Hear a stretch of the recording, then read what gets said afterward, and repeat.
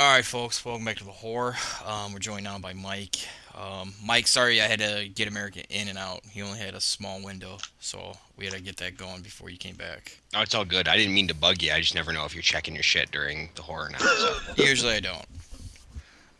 I literally got America out of the bed, so he kind of had a spoiler. He kind of knew what was going to happen, but um, I had to have him on the Horror tonight.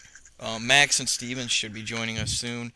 Eric's listening and playing with himself, so once he gets his headset going, he'll be good to go. But congratulations again to Mr. America as the newest inductee into the Hall of Fame. He got pretty much almost a unanimous vote. We yeah, I had don't think anybody's surprised by. no Omar Rashid did get a vote. Max did not vote. He didn't think anybody deserved to get in. And Kostoff was split between America and Omar. I still hope Omar gets in. Like I said, I really was close to putting Omar's camel in as our this year's NPC, but I digressed. Didn't want to do it. So America goes in as the lone Hall of Fame inductee this year. All right, one thing that we did talk about real quick in the break, and I apologize, you guys, with the stats. Just I've been terribly. I keep up with them. I've just been terrible at posting them. I don't know why. It's an easy copy and paste. But Scooter is going to be my right hand guy, and Townsend have already been kind of. They're going to be my stat nerd geek boys this year to help make sure. Because everything I have, it's in Excel. It's easy. I'm looking at the win loss record spreadsheet right now. And I'm glad I didn't post the shit too because I fucked up on the iconic RP scoring. So again, apologies for that. Didn't affect any outcomes. I just had the wrong RP count for two people, which did affect the wrestler of the year voting, which could affect a number one seed that was listed. So yeah, my bad. Yeah, but you already announced Yeah, the number that's one that's why seeds. I said on Twitter I might have to change one. So everything for the LBI is going to be official tonight. Okay, Yeah, Scotty's been hammered and getting flipped off by little kids on the ice. He doesn't know what's going on. I know. We I did was find out pissing. that the NGW inducted 10 people into their Hall of Fame after 3 months. For all So of them, Scotty Wood. he did induct himself. Michael, what are your A month and 9 days to an um? opening. Actually, no, wait. We opened on January 20. It was like 2 weeks after we opened. Hey, do me a favor. Somebody tweet out the Keller won Wrestler of the Month for November before I forget to post it again. Poor guy. Brand new to the Fed, wins a Wrestler of the Month, and finds out about it 2 months later. I'm such a dick. Try to get It's him on Professor Wrestler of the Month for December, November. November. There's only two shows in December, so I'm not even doing a Wrestler of the Month for December. That'd just be gay. I mean, there's Wrestler of the Year points, but I didn't do a Wrestler of the Month with only two shows.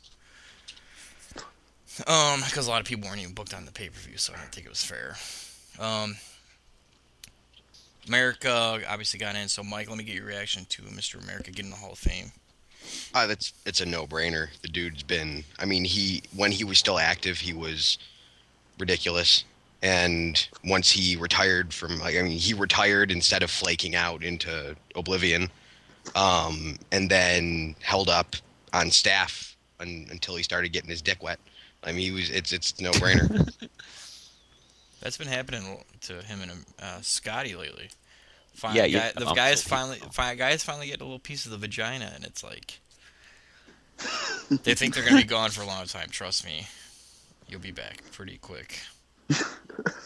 Like I said, I'm still here. It's been 3 months. That's a good job by you. Anybody else you think should have gone in, Mike? Uh, NPC wise or other? You kind NPC of you. wise, do we have an NPC entry this year? No, we don't. No, we don't. I mean, obviously, I don't know the history as well as a lot of people do, but I would be huge on seeing Omar Hashim's camel. And Embosser's already in, right? Yeah. Okay, Boston's in. I thought he got in when The Robbie got camel in, but was I wasn't very sure. close. The camel and the fourth wall. I almost put the fourth wall in with America. Just because it's more of a symbol, but in this Fed, but I didn't want to do it. Omar's Yeah, camel would be one. I was close. I think everybody still on active staff NPC wise is already in. aside from like Nigel Lett and stuff who shouldn't be in yet. Right. No, I think that's pretty. America was the no-brainer this year, and NPC wise, aside from Omar Hashim's camel and Bob Jarrett's chest hair, I can't think of anything else. I don't think the chest hair had long enough run. I just don't think it did. I think we need to put in the bridge that Mario and Crow have made so famous. I think I was gonna, if Mario ever gets in, which I don't think he will. I mean, no offense to Mario, but if he ever gets in, he's gonna go in with like a dark match. I'll induct him like in a dark match. Or given how much storyline heat it's provided over the years, and even how much it's about to start creating, maybe Shane Reynolds' entire extended family. You love Shane. You love Shane. Don't lie. I do love Shane, but I just heard that whole story for the first time over my vacation. Max was explaining it to me in small chunks, and it's amazing.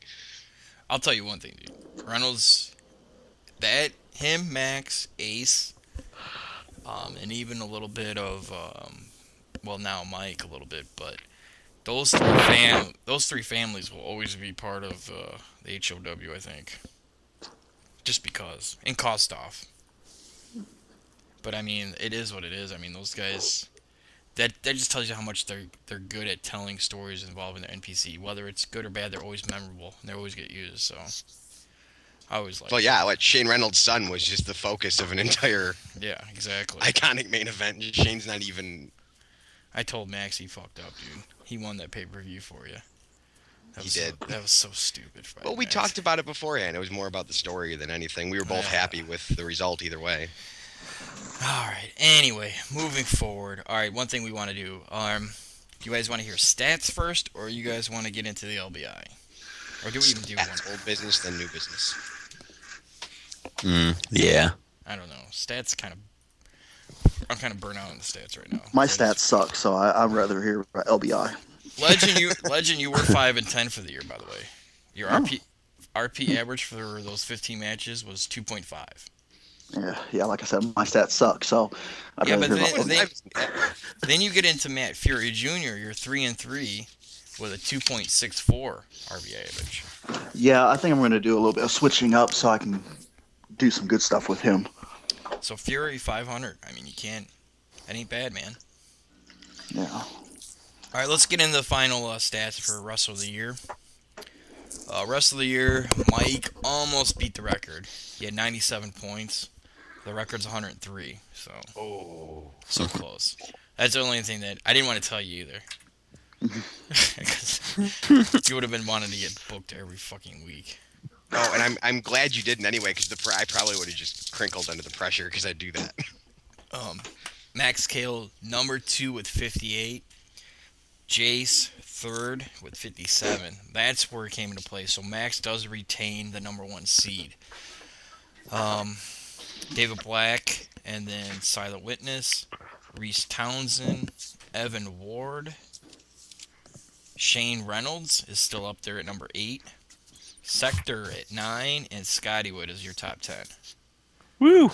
Anybody want to guess where Professor Keller's at? How many 11. matches he had? Professor Keller is 6-0 on the year. Jesus And Christ. how many people total are on the list? Oh, a shitload. Hold on. Total list for Wrestler of the Year is, we're up to 37, it looks like. I'd call him like 39. 25. 39. I'd say probably 25, given how many of those are probably like one matchers. How about Six. how about you, Scotty? What's your bet? It's probably like he's inside the top 15. I want to say like 11th. Ben, what do you got? I would have went with 11th, yeah. 12. He's Ooh, 12. Nice. 19 points. He got 15 of those points in November alone. That's crazy. I figured with so little time there wouldn't be time to break the top 20, but that's impressive. He had 3 weeks in a row. He's the number ranked RPer, and then he had 1 week where he was 4th. He got 4 points for being second. Damn. So, Keller climbing the rank quickly. Dude's going to be a beast this year. Do not want him in the LBI. I'll tell you what. Matt Fury, I'm telling you, you were 3-0 there for a minute there, Ben. Yeah, I It looks had like a lot you, of shit. it looks like you just failed miserably under your health Yeah. problems there at the end. Yeah. How are Well, you? I'm feeling better, so fucking I'm ready to start kicking ass. Well, that's what I was. Next question. How's your health now? Yeah, they got me on a shit ton of meds, and I've had to like not quit drinking, but I haven't drank in like 2 months. So Are you you drinking know, right now? unfortunately not. Okay. I I wish. don't want to be the reason you die. So yeah. No, no. I'm off of the major stuff that I can't drink on. I just haven't got around to drinking yet. So So no Chili Willies, huh? not tonight. Okay. I thought it could go either way when you were like, "Wait, so are you drinking tonight?" I either thought you were gonna say good or go, "Nope, gone," and then just kick it. Uh, Mike, just for your reference, Gino was number 39 with 1 point. Yeah. Well, it's because the HOFC is separate, right? So his literally is just that one tag match. Exactly. All right, let's go through the. You guys, here's the big boy stats. Um, you know what? We'll do the big boy stats after the break because I want to send you guys this actual Excel sheet so you guys can look at it while we're busting it out. Anybody that doesn't want to just cancel the upload or the download when I send it to you. Um, but we literally had. Let me count how many shows we had here for the year. The spreadsheet's huge, by the way, guys. But I got it pretty easy to read. We had, counting Iconic, we had 42 shows this year Shit. out of 52 weeks. And let's face it, our 5 pay-per-views are usually 2 weeks, holiday break. So there's where your 10 weeks are missing pretty much. Hope you're listening, EFED Gorillas. Yeah, EFG, how many? So, and I have an RP score for every handler that roleplayed the whole year. We had more shows than they have listeners. That's a good point. For the year, we had a total of 56 RPers. 56 characters, because I know Mike's got 2 with Gino and Mike, obviously. And then Ben's got Fury Jr. and Legend. The HOSC, the best HOSC by far was Scotty Wood. He was 5-1 with a 6.75 average. Top score was 10. So good job, Scooter. Nice. Greatest HUFC wrestler ever. The bottom was Frank Dillon James. He was 0-2. That's Justin, right? Yeah, from Fuck Defiance. Defiance. So even in our good old stats, we can work Defiance in at the bottom. I'm surprised. Maybe Jeff was supposed to roleplay for him too, and he didn't know about it. So it is what it is. Hey, in their defense, the world title had been vacant for a long time. It's a storyline thing. I'm just saying. In There's defense of what? Of Jeff having the title in Defiance. Why does he? Isn't he the owner? Does He's a staff member, but the title was vacant, so they're just doing it till they can put it on the right person. Why wouldn't you just keep it vacated then until an actual RP handler won it? Yeah, I don't know. Yeah, I like bet you Triple H has said a bunch of times too. Hey, Dad, just put it on me till we find the right person. Yeah, well, like I And told that's what I did Justin, to I you was like, and I don't Dream even with the know women's what's belt. going on. I held that shit forever. That is so fucking gay. Okay, well, until we find the right guy, I'll just hold it, It's gonna go wild till we find that right guy, though. Yeah, you know what? I've been champ now for 3 months. He's not the right guy. Oh my god. All right, so let's get into some stats. The person with the highest, let's go. We'll work our way up. We'll do the top 20. How about that? Top 20 RP handlers for the year. Number 20. Ooh, wow. This surprised me. Anson LaRue at 20. 2.78. Edged out people edged out a lot of people. I'll tell you what, a zero. A zero will always fucking kill you. Mark O'Neill, 2.78. Danucci, 2.78. Gino, his one match. I don't know if I would count him right here. I might have to filter everybody out that hasn't had it. You know what? I will do that. When we go to the break, I'll filter out anybody that has had less than 5 matches, and they won't count towards this. That'd be the best Good way. to know Gino cracked the top 20, though. Yeah, with the his one match, he got a 2.82. You know what I mean? That ain't shit. Out of 42 shows, I think you got to be at least here for a little bit to count. Well, yeah. But I I'll let him know. yeah, let him know. You can at least use that for fodder on Twitter. But yeah, we got 56 characters, have over 42 weeks of shows. Each show has every RP score. Um, I will have an RP. One of the awards I'm handing out tonight is Pay Per View Role Player of the Year. The person that had the best scoring average, you had to participate in each pay per view, and if you're in each pay per view, whoever had the best RP average. Oh, that sucks. Me and Townsend are out on a technicality. Yeah, yeah. What can you do, Mike? It's not a On technicality. Twitter. You just fight about it. Just bitch about it on Twitter. The other thing for stats is iconic. What do you guys guess on the rating? That's the freshest one in the mind. I will say this, that it is not in the top. It's not in the top. I can't say anything without giving it away. Okay, Yeah. for the year 2012, it's in the top 5. Better than Rumble the Rock. Better than War Games. Better than Bottom Line.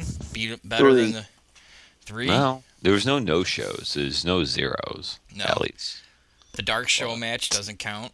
The Dark Show matches don't count towards the rating. Oh, so Mario, And Anson. pairs are out. Okay. I mean, my RPs don't count for the score. No, they don't. Hmm.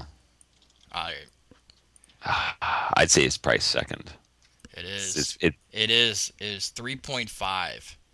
Ooh. Finished ahead of Rumble the Shit. Rock at a 3.43. So the top 4 shows of the year, you had War Games in terms of RP scores. Art War Games, Iconic, Rumble the Rock, Bottom Line, and then Monday Night Mayhem, which was a Lethal Lottery show, just edged out March to Glory. So 5 out of the top 6 shows were all our pay-per-views. That says a lot about that Lethal Lottery show on March 19th. Yeah. So Lotteries. I mean, it's always. well, Awesome show. and you usually get a full out. You never have like Yeah. the last one we had was kind of we had a no show, I think. We had a couple people. Well, actually, we didn't have a no show. We had people that Almost no one maxed out. yeah, no one didn't want to. People didn't want to get in on it. So that's good. I mean, it says a lot that our pay-per-views mean so much in HOW. And one thing that we've been talking about going forward in 2013 is, do we add another pay-per-view, leave it as is, or take one away? As is works for me. That would be my vote. That's my own personal vote, and we kind of put it up there on a poll, and it was a lot of people hit me up with personal messages like, well, if you do add one, you should do this, or we could add one. So like they would vote one way, but they would kind of lean in idea-wise another way. Mike, what I about think you got too much right 10 RPs in a week and a half going on if you had one more. Like, I think it's perfect the way it is. Scotty? I wouldn't be opposed to seeing us add one for 2013 and see how it goes. Not like maybe on a permanent basis, but I wouldn't mind seeing like a Lethal Lottery pay-per-view. Where the whole thing's just A Lethal Lottery pay-per-view would be cool, and just cut it down to 5 RPs for that one. fuck that. Why would you cut down the RPs? Because writing 10 RPs for a match you don't know you have would Yeah. be Exactly. That's a challenge. I'd rather Where do you stick it, though, without cutting every pay-per-view period down by, like, 2 weeks? You wouldn't have to. You would just have less weekly shows.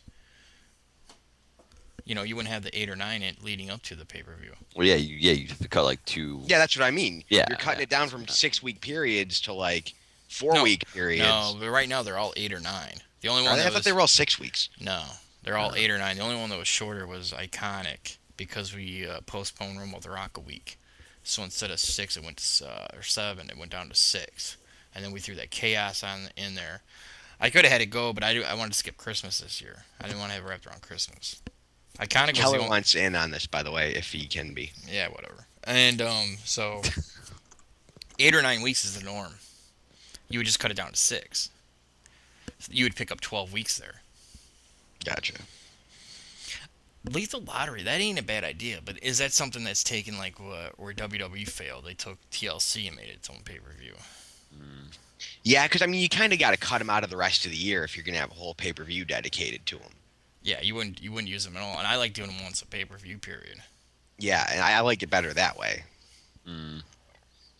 Because if That's you think about it, the only difference between the way we like, it's like the whole we don't have a single lethal lottery match on a show. We have a whole show full of the matches already. So what's the point in doing a pay-per-view? All you're doing is more RPs and a longer match. That's the only difference. Whereas we can do Well, it once per. everybody would have a shot at the world title on that pay-per-view. That's what It's also true. you would have everybody max out knowing they have a shot at a world title or at least a title. Especially if you didn't have a big boy feud going into it. That's something. I don't know, something to think about. But That would actually be especially interesting because then you might see like pay-per-views where the world title match is the first match because the guy he gets paired up with did like two RPs. So yeah, that's like the opening match, and then it's like a regular singles match with nothing on the line. It's the main event. could happen. That would be the total random show. I don't know if you want that for a pay-per-view, but it's intriguing. I think if you're going to add one, that might be the only one that's worth adding. But I don't know. We'll discuss that further. Scotty would get me a business case, build it, write it out, Okay. type it out. The one thing to keep in mind, Scotty, is what do you do leading up to that pay-per-view? Like we have I a know. build That's up. that. For That's. every I was thinking pay-per-view. about that. It's like, you have no real storyline. It's just It'd be like the matches. lead up to Royal Rumble, but less exciting. And I mean, we can Yeah. make it exciting. It's HOW, but All right. I don't know. I can go back and forth on that one for a while. We could actually have a whole horror about pay-per-views in 2013. But all right, let's take a quick break, and then I'm gonna send this file off to the guys, and then everybody can see the stats, and I'll point out the ones that I think matter the most. We'll go through the top ones. I'll filter out the ones that, obviously, like Gino, who only had one fucking match. Joel Ortega had two. Shit like that. We'll filter those guys out, and we'll get you a legit top handlers of the year in terms of RP average. All right, we'll be right back, folks.